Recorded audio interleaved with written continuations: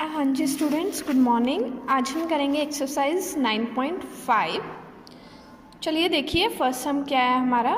Find the profit और loss in each of the following. Profit या फिर loss find out करना है। क्या गिवन है हमें? सीपी। सीपी क्या होता है? कॉस्ट प्राइस, मतलब जितने में आपने चीज़ खरीदी। कॉस्ट प्राइस 482 है।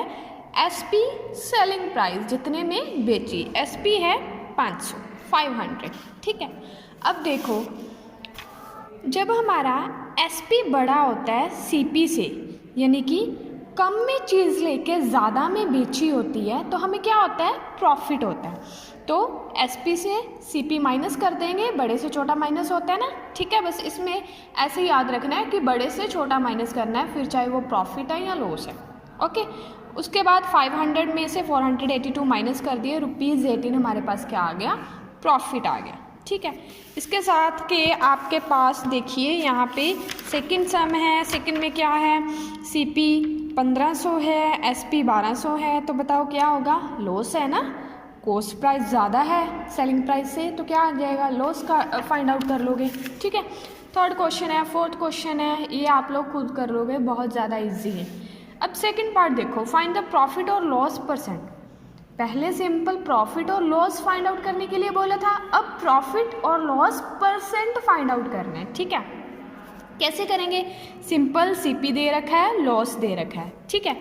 तो इसमें क्या करना है आपने? सीपी दिया हुआ है, लॉस दिया हुआ है, लॉस परसेंट का फॉर्मूला लगा दो। क्या होता है लॉस परसेंट का फॉर्मूला?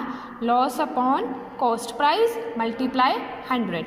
लॉस है ₹8, कॉस्ट प्राइस है 230 मल्टीप्लाई 100। 80/23 आ गया इनकी कटिंग करके, तो आंसर आ गया 311/23%। ये हमारा क्या आ गया? आंसर आ गया, लॉस परसेंट आ गया। ऐसे ही नेक्स्ट वाले में हमें प्रॉफिट परसेंट फाइंड आउट करना पड़ेगा, क्योंकि हमें प्रॉफिट गिवन है, ठीक है। जो चीज़ गिवन है उसका परसेंट ही फाइंड आउट करेंगे। यहाँ पे लॉस था तो लॉस परसेंट कर लिया, प्रॉफिट है तो प्रॉफिट परसेंट करेंगे।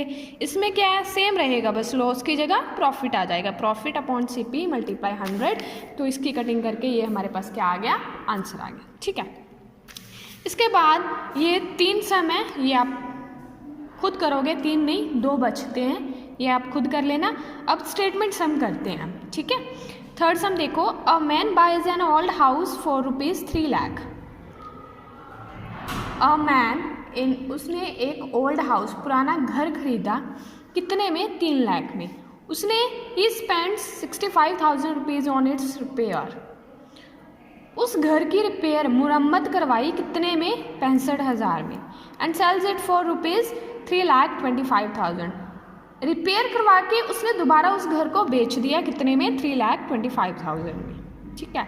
अब फाइंड आउट क्या करना है? प्रॉफिट और लॉस परसेंट फाइंड आउट करना है। सबसे पहले देखेंगे कि क्या हुआ है, प्रॉफिट हुआ है उससे या लॉस हुआ है, ठीक है। सबसे पहले आप लिखोगे amount spent to buy house. Starting में उसने कितने का हाउस खरीदा था? 3 लाख का खरीदा था, ठीक है। Amount spend to repair it, उसकी मुरम्मत में उसने कितने खर्च किए? 65,000 खर्च किए, ठीक है। टोटल अमाउंट स्पेंड, टोटल कितना खर्चा हुआ उसका? 3 लाख प्लस 65,000, ₹3,65,000, ठीक है। उसके बाद selling price of house, SP of house हमें गिवन है, कितने में बेचा उसने? सबसे बाद में 3,25,000 में बेच दिया। अब एसपी इतना है, सीपी इतना है, कॉस्ट प्राइस है जो हमारा, ठीक है। तो बताओ कौन सा बड़ा है? सीपी बड़ा है ना हमारा। CP is greater than SP. जब सीपी बड़ा होता है, कॉस्ट प्राइस बड़ा होता है, तो क्या होता है? लॉस होता है, ठीक है। तो लॉस फाइंड आउट कर लो, सीपी में से एसपी माइनस कर दो, ठीक है। कितना आ गया हमारा पास? लॉस 40,000 आ गया, ठीक है। अब लॉस परसेंट कैसे निकालोगे? वही same formula, loss upon CP multiply 100। Loss कितना है? 40,000 है, सीपी कितना है? 3,65,000 मल्टीप्लाई 100, तो हमारे पास कटिंग करके 10.95% क्या आ गया हमारे पास? लॉस परसेंट आ गया, ठीक है। स्टेटमेंट सम होते हैं जो उनको ध्यान से पढ़ना है और फिर सॉल्व करना है। The cost price of 15 book is equal to selling price of 12 books. मतलब जितने में 15 बुक्स खरीदी गई, किसके बराबर है वो? जितने में 12 बुक्स बेची। यानी कि 15 बुक्स के CP के बराबर है 12 बुक्स का SP। फाइंड क्या करना है, गेन परसेंट फाइंड आउट करना है हमें। कैसे करोगे, सबसे पहले cost price of 15 books let कर लो। देखो सिर्फ ऐसे ही बोला गया है कि 15 बुक्स का CP है जो 12 बुक्स के SP के इक्वल है, कुछ गिवन तो नहीं है कि उनका CP या SP कितना है, तो उसको लेट कर लो। 15 बुक्स का कॉस्ट प्राइस लेट कर लिया हमने ₹X। 15 बुक्स का X है, एक बुक का कितना हो जाएगा CP, X/15। ऐसे ही फाइंड आउट करते हैं ना, ज़्यादा का गिवन है, एक का फाइंड आउट करना है तो वो चीज़ नीचे चली जाती है, X/15 आ गया। ठीक है, क्या है, SP of 12 books equals to CP of 15 books. यही गिवन था ना हमें कि जो SP ऑफ 12 बुक्स है वो CP ऑफ 15 बुक्स के इक्वल है। अब CP ऑफ 15 बुक्स हमने X माना है, तो 12 बुक्स का SP भी तो X ही होगा ना। ठीक है, तो ये लिख लो आप, SP ऑफ 12 बुक्स ₹X। ठीक है, एक बुक का फाइंड आउट कर लो वैसे ही जैसे पहले किया था, X/12। अब SP बड़ा है CP से, क्योंकि SP कितना है हमारा, X/12 है, और CP कितना है, X/15 है। पता है ना, जब फ्रैक्शन में कोई चीज़ हो तो जो उसका डिनोमिनेटर होता है अगर वो छोटा होता है तो मतलब वो टर्म बड़ी है। अगर न्यूमिनेटर दोनों का सेम है लेकिन डिनोमिनेटर अगर छोटा है तो इट मीन्स वो टर्म बड़ी है। ठीक है, अब SP बड़ा है CP छोटा है तो क्या होगा, प्रॉफिट होगा। प्रॉफिट है तो इन दोनों का माइनस कर दो। माइनस ध्यान से करना है, सबसे पहले इनमें से X कॉमन ले लो। ठीक है, नीचे अंदर क्या रह जाएगा ब्रैकेट में, 1/12 माइनस 1/15। 12 और 15 का एलसीएम लिया तो वो आ गया हमारे पास 60। ठीक है, अब 12 को 60 से डिवाइड करो 5 को 1 से मल्टीप्लाई करो 5, माइनस 15 को 60 से डिवाइड करो 4 को 1 से मल्टीप्लाई करो तो क्या आ जाएगा, 4 ही आएगा।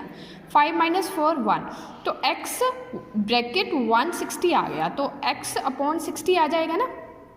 ठीक है, ये हमारा क्या आ गया, प्रॉफिट आ गया। फाइंड क्या करना है हमें, प्रॉफिट परसेंट। ठीक है, परसेंट फाइंड आउट करने के लिए क्या करेंगे, प्रॉफिट अपॉन CP मल्टीप्लाई 100, वही सेम फॉर्मूला। ठीक है, प्रॉफिट X/60, CP है X/15 मल्टीप्लाई 100।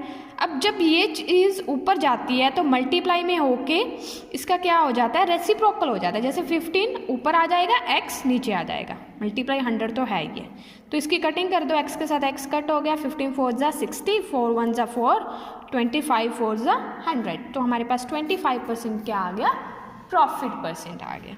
ठीक है, अब 5th सम देखो, A man bought 6 dozens of banana for ₹15 a dozen। एक आदमी ने 6 डजन्स बनाना खरीदे। ठीक है, किस हिसाब से खरीदे कि 1 डजन का जो प्राइस है वो 15 रुपये है, और फिर उसने वही 6 डजन्स बेच दी। किस हिसाब से बेची कि 10 रुपये में 1 डजन बेची उसने। पता क्या करना है, प्रॉफिट और लॉस परसेंट। कैसे फाइंड आउट करेंगे, कॉस्ट प्राइस ऑफ 1 डजन 15 है, गिवन है, हम 6 का फाइंड आउट कर सकते हैं। 1 डजन का गिवन है, 6 का फाइंड आउट कर लो। कैसे करोगे, मल्टीप्लाई करके 15 6 = 90 रुपीज़ आ गया कॉस्ट प्राइस 6 डजन्स का। ऐसे ही SP ऑफ 1 डजन गिवन है 10 रुपीज़, 6 डजन का फाइंड आउट कर लोगे 60 रुपीज़। ओके, देखो CP बड़ा है या SP, CP बड़ा है। CP बड़ा होता है तो क्या होता है, लॉस होता है। लॉस हो गया तो इन दोनों का माइनस कर दो, CP - SP, 90 - 60 कितना आ गया हमारा, लॉस इतना आ गया ₹30। अब लॉस ₹30 आ गया, लॉस परसेंट निकालना बहुत ईजी है, 30/90 यानी कि लॉस अपॉन CP। 90 क्या है, CP मल्टीप्लाई 100, तो इसकी कटिंग करके हमारे पास ये आंसर है। ठीक है, तो ये क्या आ गया हमारा, लॉस परसेंट आ गया। ठीक है, अब हमारा 6th सम देखिए, a man buys 120 apples at 3 rupee and 120 more at 2 rupee। इसका मतलब क्या है कि 3 एप्पल्स 1 रुपये में खरीदे, 3 एप्पल्स 1 रुपये में खरीदे, इस हिसाब से 120 एप्पल खरीदे, और 2 एप्पल खरीदे 1 रुपये में, 1 रुपये में 2 एप्पल मिल रहे हैं, इस हिसाब से उसने 120 एप्पल खरीदे। And then he sells the whole at 5 or 2 rupees. फिर उसने क्या किया, 2 रुपये में 5 एप्पल्स बेच दिए। अब उसमें टोटल लॉस या प्रॉफिट फाइंड आउट करना है। इस क्वेश्चन को ना ध्यान से समझने की ज़रूरत है। सबसे पहले आप करो, सिर्फ इतनी लाइन को सॉल्व करो। क्या लिखा हुआ है? 3 रुपीज़, मतलब कि 3 एप्पल्स 1 रुपये में। एक एप्पल का फाइंड आउट कर लो, क्या आ जाएगा? 3 नीचे आ जाएगा 1/3 रुपीज़ में। 120 का करोगे तो मल्टीप्लाई में 120 चला जाएगा। ₹40 में 120 एप्पल खरीदे उसने, ठीक है। इतनी लाइन हमारी सॉल्व हो गई। उसके बाद आओ इस पे, 120 और खरीदे कितने में? 1 रुपये में 2 एप्पल मिले जिसमें, ठीक है। तो 2 एप्पल 1 रुपये के मान लो। अब पहले क्या था? 1 रुपये में 3 मिल रहे थे, अब 1 रुपये में 2 मिल रहे हैं, ठीक है। इसमें भी पहले आप 1 का फाइंड आउट करो, 2 नीचे चला जाएगा। फिर 120 का फाइंड आउट करो, 120 ऊपर मल्टीप्लाई में चला जाएगा। तो 120 एप्पल्स कितने आ गए? 60 रुपीज़ में आ गए। देखो यहाँ पे 120 एप्पल्स जो पहले खरीदे थे, इस हिसाब से उसमें 40 रुपीज़ आ गए, और जब ये दोबारा खरीदे 120 और एप्पल खरीदे तो उसमें आ गया 60 रुपीज़, ठीक है। अब इन दोनों का टोटल कॉस्ट प्राइस कितना हो जाएगा? 40 + 60 रुपीज़ 100 आ गया, ठीक है। अब हमें फाइंड आउट करना है SP। नेक्स्ट लाइन में देखो, यहाँ पे SP गिवन है। He sells the whole lot at 5 for 2 rupees. 2 रुपये में 5 एप्पल फिर उसने बेचने स्टार्ट कर दिए, ठीक है। तो टोटल एप्पल्स काउंट कर लो पहले। 120 + 120 240 एप्पल हैं टोटल, ठीक है। 5 एप्पल कितने में आ रहे हैं? 2 रुपये में आ रहे हैं। 1 एप्पल कितने में आएगा? 5 नीचे चला जाएगा, 2/5 रुपीज़।